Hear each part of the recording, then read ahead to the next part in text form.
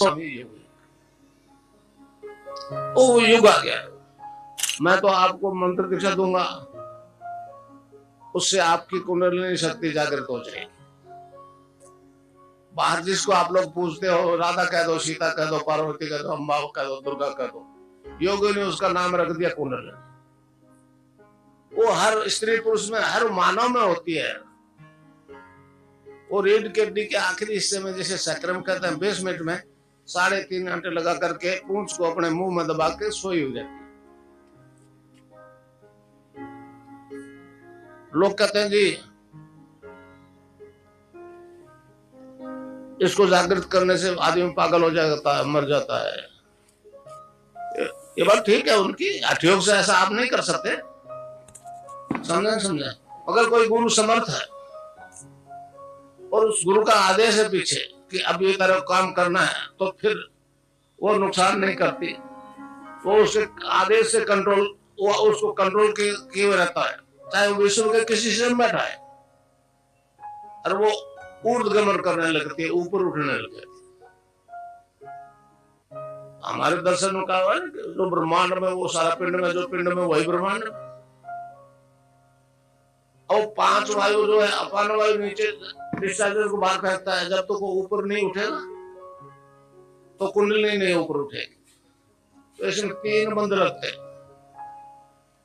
पहला द्वंद लग गया मूलाधार में, अपान वायु नीचे नहीं जाएगा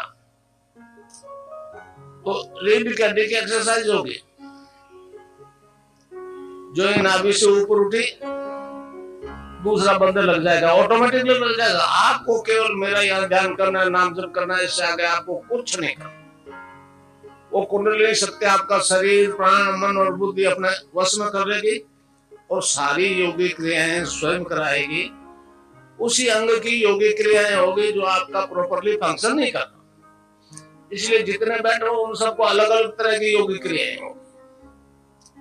उस अंग विशेष को मतलब स्टिमुलेट किया जाएगा, टोन अप किया जाएगा। जब तक वो प्रॉपरली फिट नहीं होता है तब तक वो मूवमेंट होता रहेगा, एक्सरसाइजेज होती रहेगी। इससे सारे शारीरिक रोग ठीक हो जाएंगे। जो ही कुंडलिनी यहाँ कंठ से ऊपर उठी, कंठकोप कहते हैं इसको, तो तीसरा बंद लग जाएगा, जालंधर बंद। अब इससे आगे जो गर्दन का थोड़ा हिस्सा रह गया, उसमें हर तरह का मूवमेंट संभव नहीं, तो प्राणायाम होता। आज तो प्राणायाम पहले कराते थे हमारे, इसमें पहले आसन लगेगा, फिर बंद लगेंगे, समझे। और यहाँ से जो ही ऊपर गई कुंडलिनी, पूर्ण कुंभक हुआ तो समाधि लग जाएगी। 84 में कृष्ण की सिद्धि होगी गुरुदेव की कृपा से, वो भी सामने आ गया।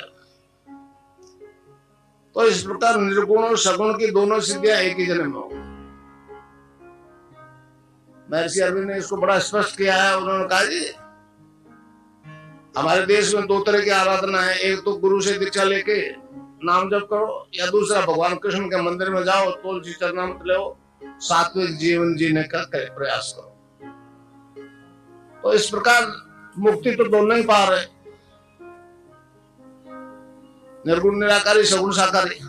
मगर मुक्ति के लिए एसेंड करना पड़ता था, यहाँ पहुंचना पड़ता। सहस्रार में जहां अजादल कमल में ईश्वर विराजमान है। अरविंद ने कहा कि दोनों सिद्धियां अगर एक ही जीवन में हो जाए, निर्गुण और सगुण की, किसी नए ऑर्गेनिज्म में नहीं, तो फिर मानव मात्र का कल्याण। अब मुझे ये सारे इनोसेंट में भी होगी, मैं भी आपकी तरह एक गृहस्थी आदमी हूं, समझे। इसमें 2 रास्ते हैं, प्रवृत्ति और निवृत्ति। निवृत्ति मार्ग बड़ा कठिन है, संन्यास वाला।